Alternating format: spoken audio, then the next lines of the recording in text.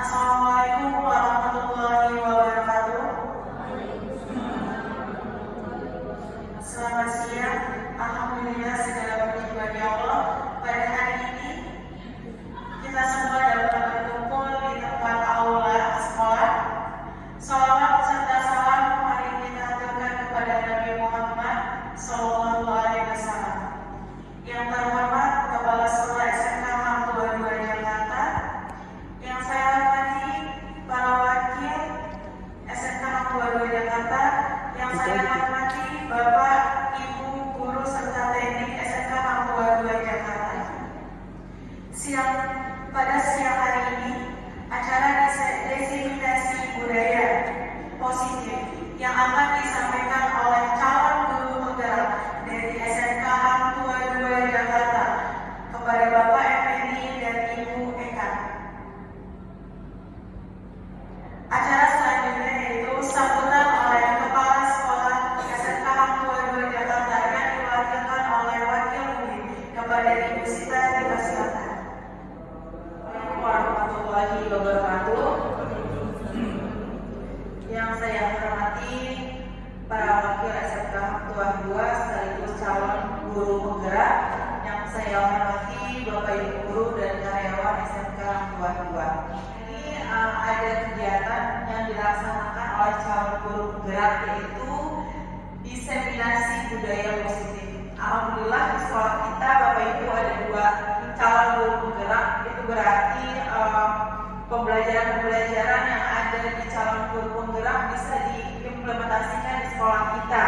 Salah satunya yaitu diseminasi budaya positif, di mana budaya positif di sekolah kita sendiri sudah diterapkannya dari wakil kesiswaan, pembelajaran setiap paginya di apel, lalu di KBM, di wakil kurikulum, budaya positif selalu diterapkan.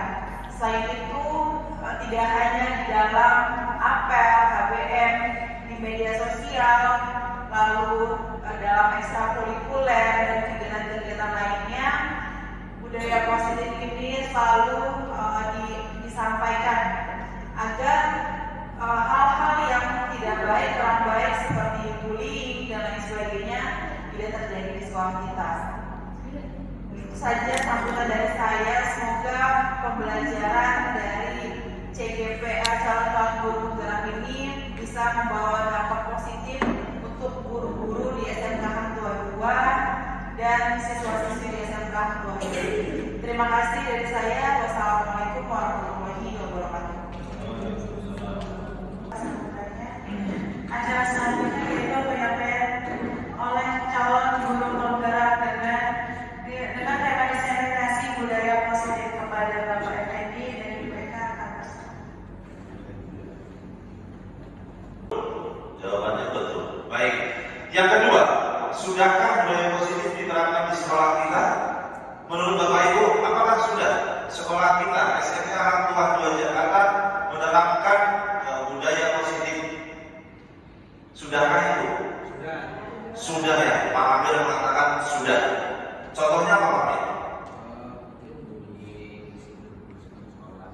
Bully, berarti anak dibully. Oh. Bagaimana siswa kita mengajar masa-masa gotong royong, terus budaya-budaya yang seperti itu kita harus kembangkan untuk belajar, karena kan sudah termasuk di kultur merdeka ya Pak ya, dan sebagainya. Itu mungkin saya sedikit menyampaikan, dan selama ini pun sudah disampaikan oleh Wakil Robi ya, kita melakukan apel pagi, apel sore, itu termasuk budaya positif yang kita sedang kembangkan. Terima kasih. Ada yang mau menambahkan Bapak Ibu? Budaya positif apa yang sudah sekolah kita terapkan? Budaya positif seperti apa yang sudah diterapkan di sekolah kita? Bu Sintia bisa menambahkan budaya positif apa yang sudah diterapkan di kita?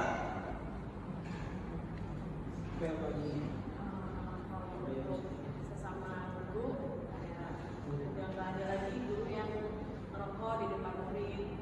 Oh ya. Buang sampah juga pada tempatnya. Baik.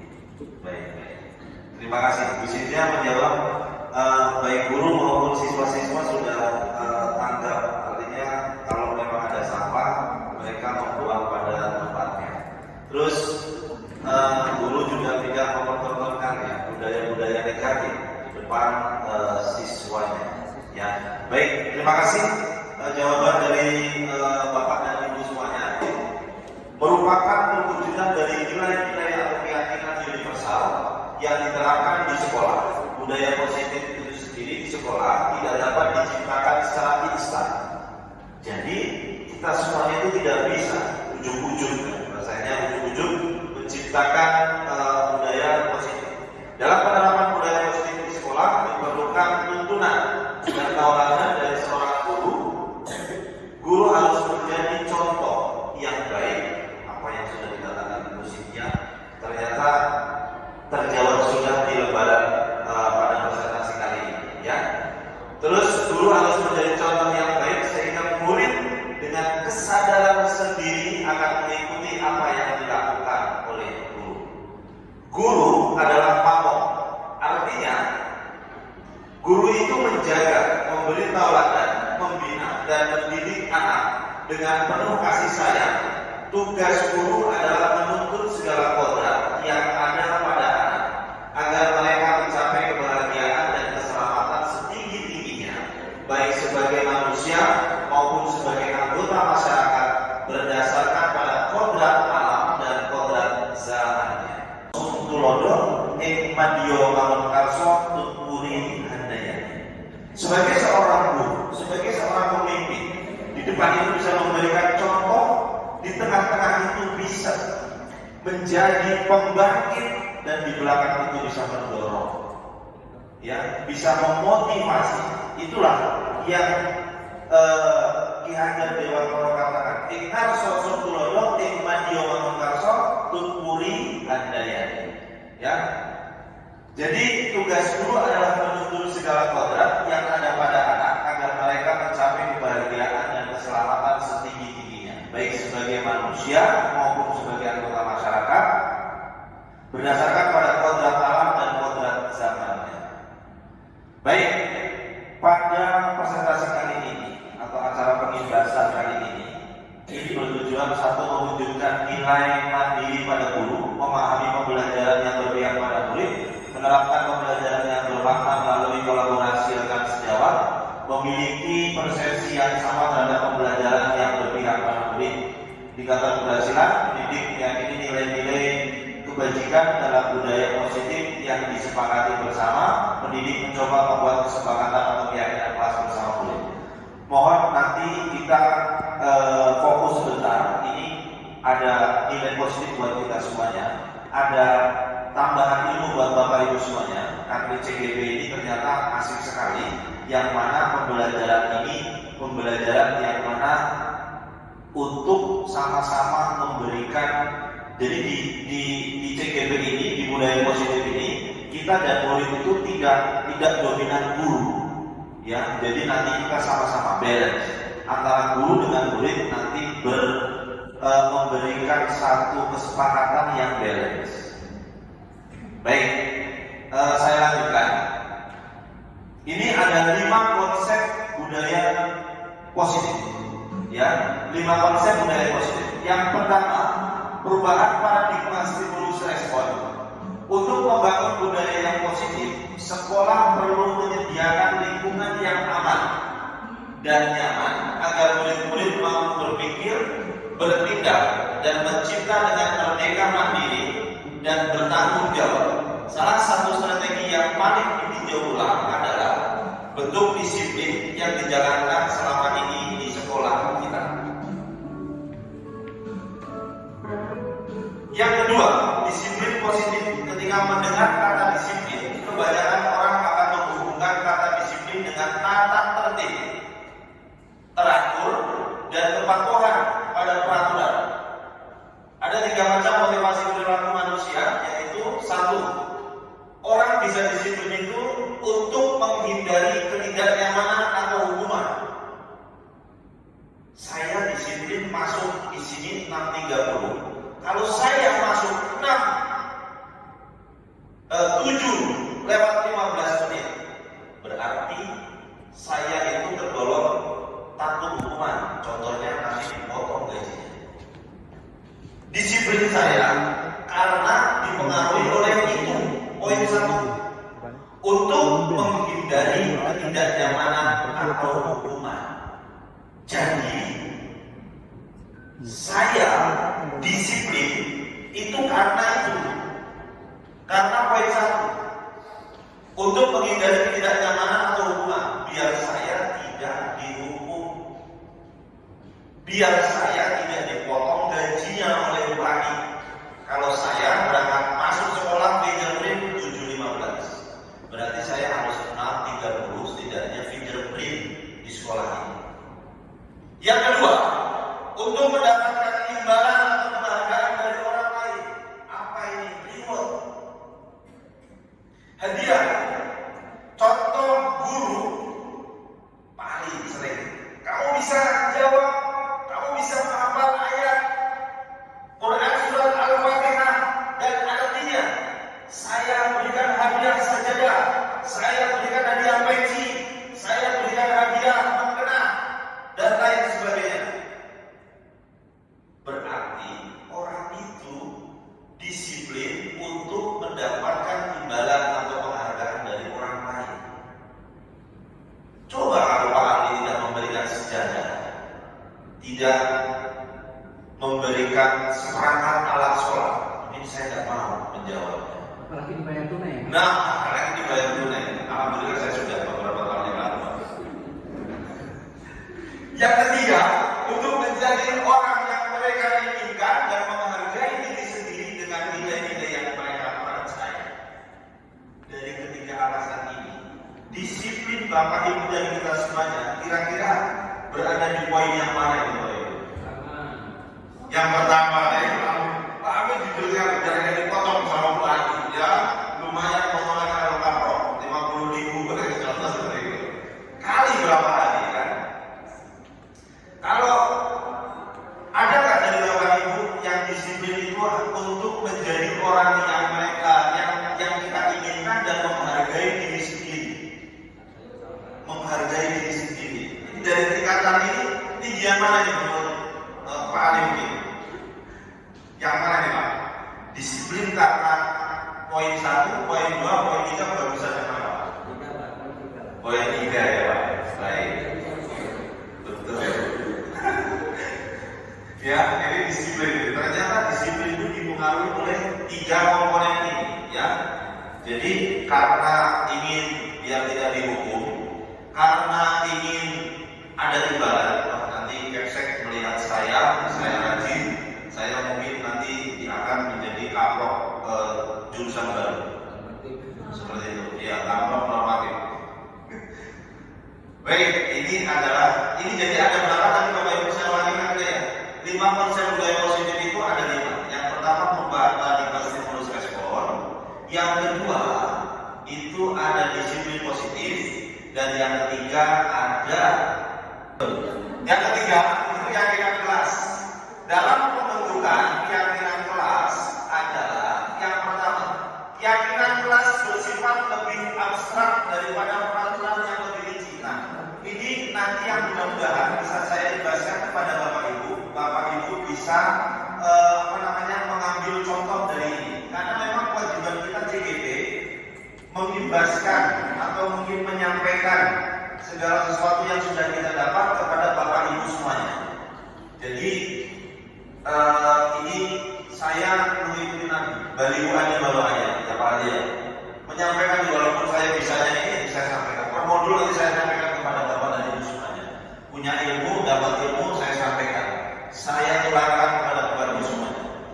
Keyakinan kelas dalam pembentukan keyakinan kelas adalah sebagai berikut. Keyakinan kelas bersifat lebih abstrak daripada peraturan yang lebih rinci dan konkret. Yang kedua, keyakinan kelas berupa pernyataan universal. Yang ketiga, pernyataan keyakinan kelas senantiasa dibuat dalam bentuk positif. Yang keempat, keyakinan kelas hendaknya tidak terlalu banyak sehingga mudah diingat dan dipahami oleh semua warga kelas. Kemudian yang kelima, keyakinan kelas sebaiknya sesuai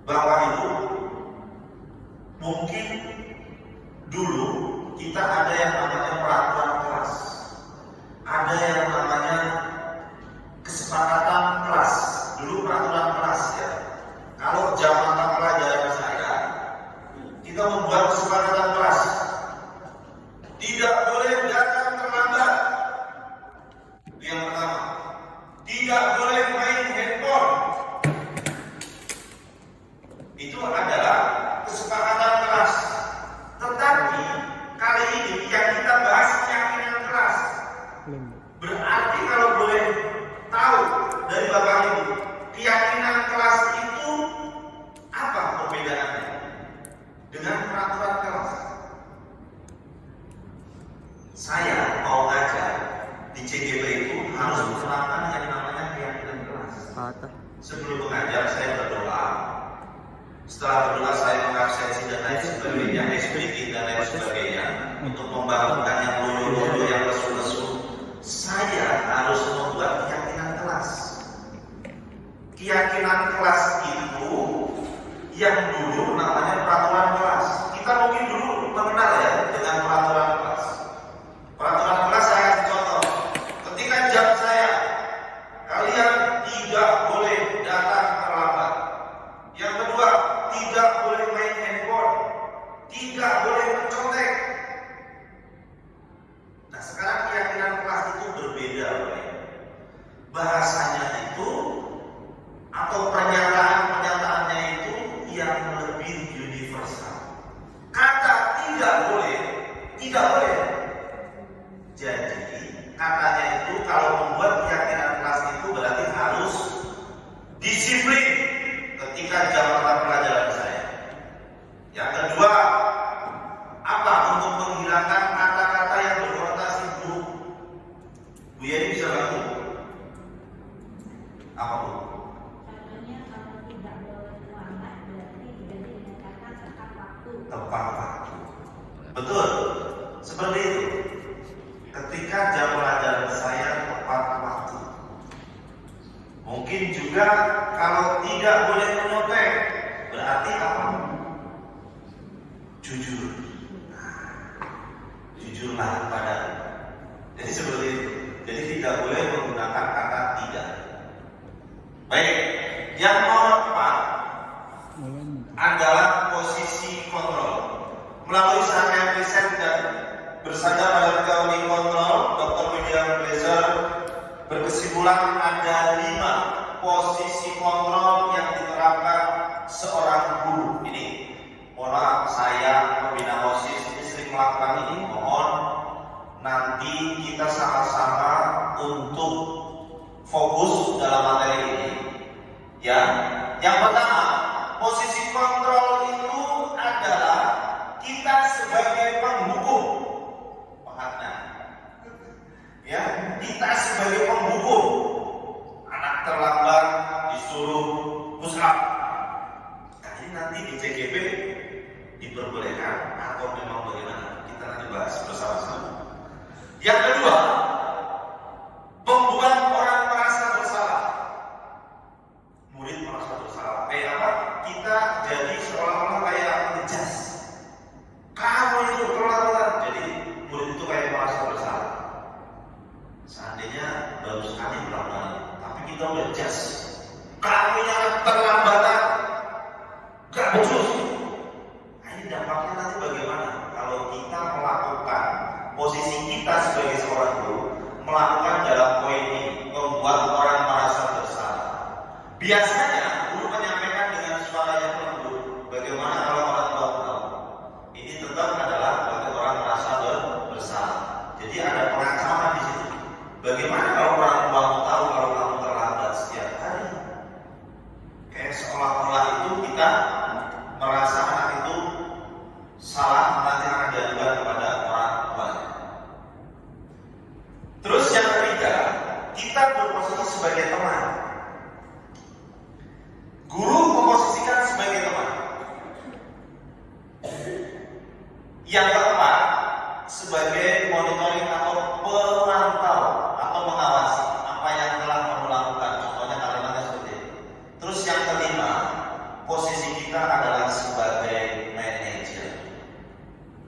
Mempersilahkan murid untuk mempertanggungjawabkan perilakunya dan mencari solusinya. Dari kelima ini, nanti mana yang lebih baik?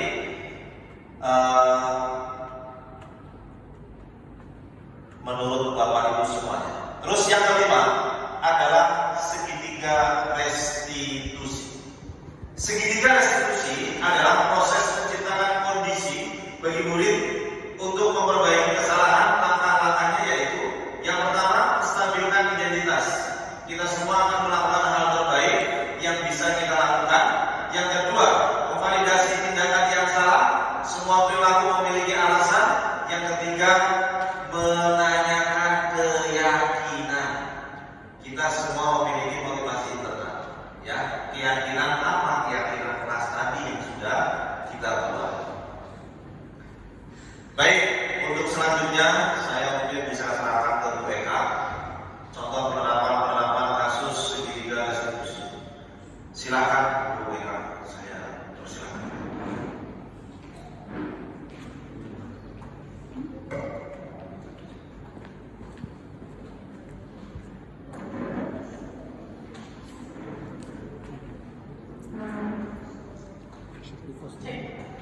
Bismillahirrahmanirrahim. Assalamualaikum warahmatullahi wabarakatuh.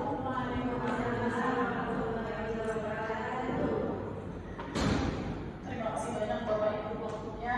Saya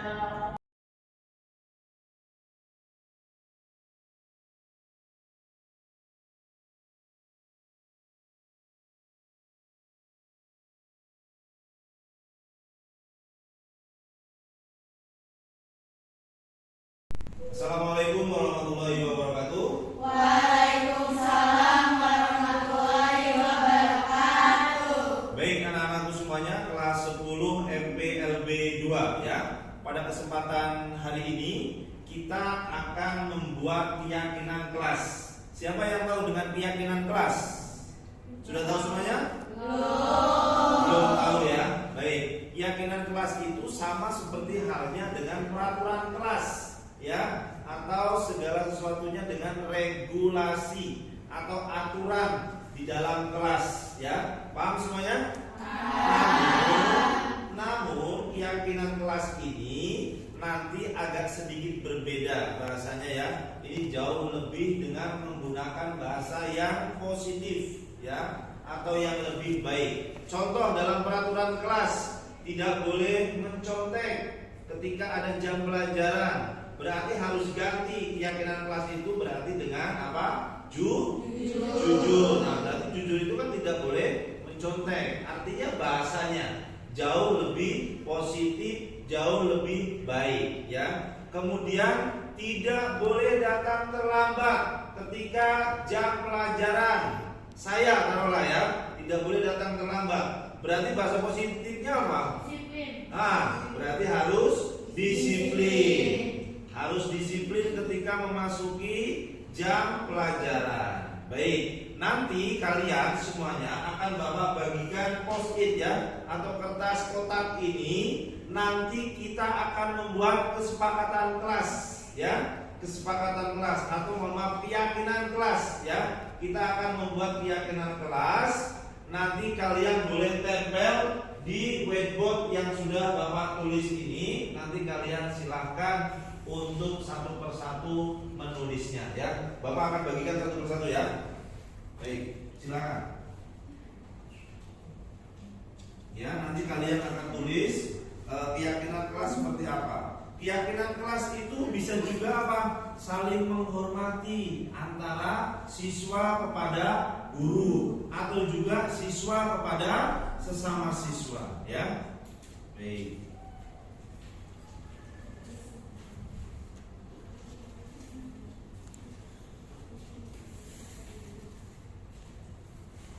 Silakan ya, nanti ditulis keyakinan kelasnya ya.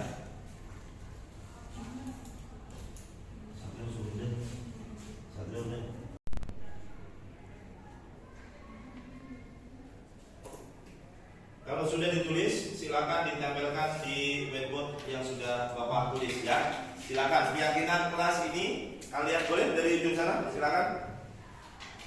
Ya, disusul dari ujung sini boleh, nggak apa-apa. Ya. Ya langsung, sudah ada namanya kan? Ya, saya taruh sini. Ya, terima kasih. Ya, yang lain? Oke. Yang lain boleh tempel ke bawah. Silakan tempel ke bawah. Ya, oke, tempel ke bawah.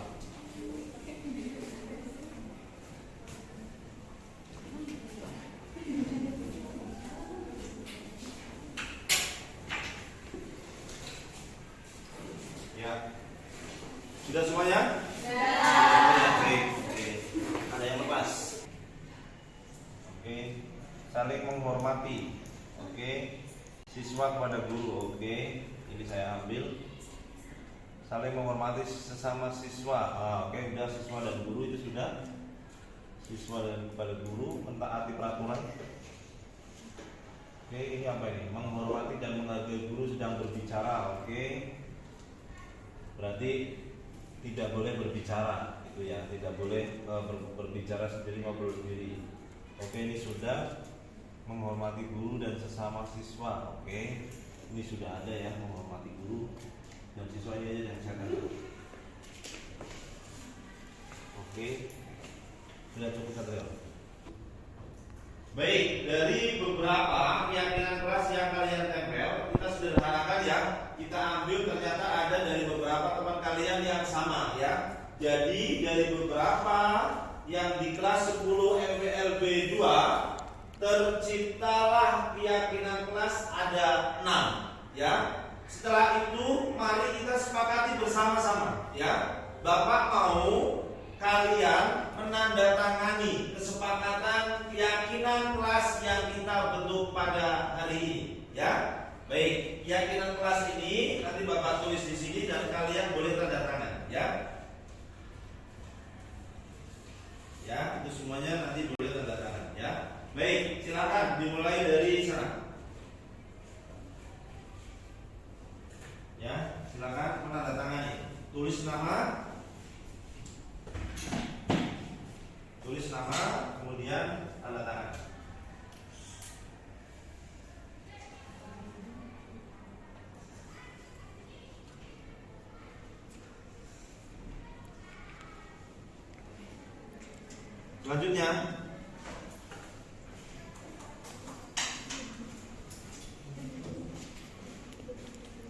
Selanjutnya boleh mempersiapkan diri.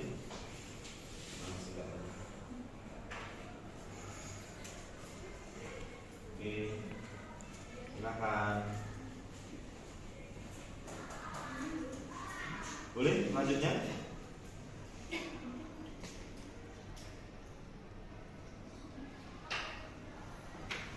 Ya, selanjutnya.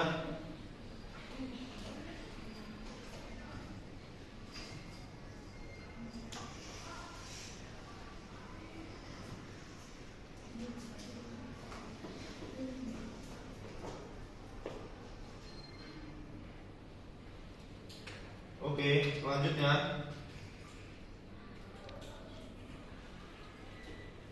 Ya.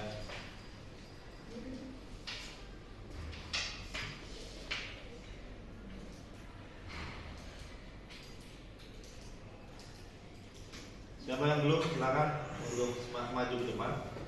Boleh nama, apa aja nama. Ya.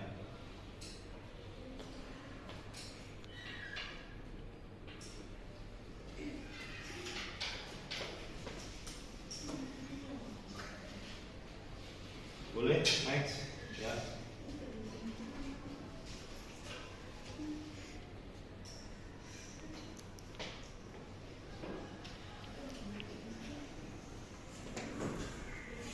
Silakan selanjutnya.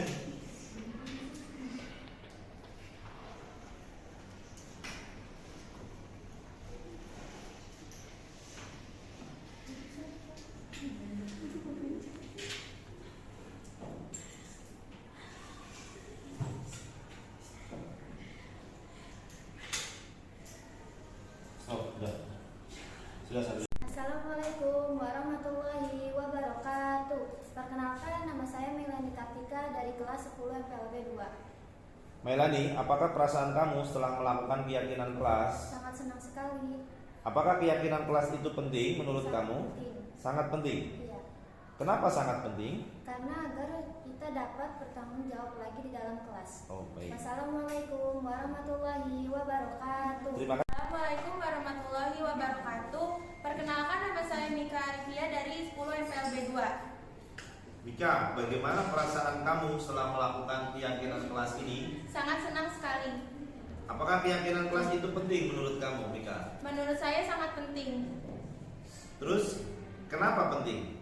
agar membuat kelas semakin disiplin disiplin. Oke, terima kasih.